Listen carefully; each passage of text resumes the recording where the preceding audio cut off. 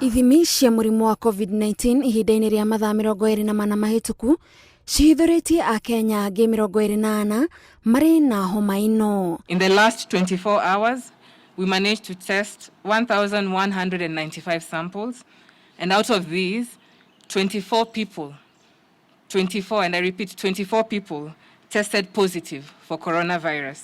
And this is the highest number of positive cases that we have recorded since we reported our first case. Namba ino Ministry ya Ugima wa Mwiri yugite agĩrĩirwo nĩ gwĩkĩra Akenya mayũ ma kwĩrutanĩria kũhingia hatarĩ gatithio mawatho marĩa marutĩtwo nĩ Ministry ya Ugima wa Mwiri ma kũhĩtana na mũrimũ ũyũ, no kũringana nao Akenya nĩ mambĩrĩirie kũnyarara mawatho maya.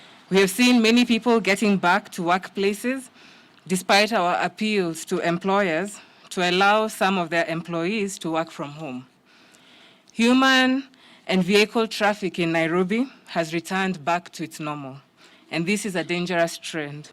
If we think that things are okay and we are back to normal, the Republic of Ghana today, after removal of the lockdown, has noticed a more than 40% upswing in number of cases, and we are not immune to that. Gatagatĩ ka andũ 24 arĩa manyitĩkanĩte na mũrimũ ũyũ ihinda-inĩ rĩa mathaa 24 mahĩtũku, 7 maumĩte Kawangware, 10 kuma Eastleigh, 5 kuma Mombasa na 2 kuma Migori.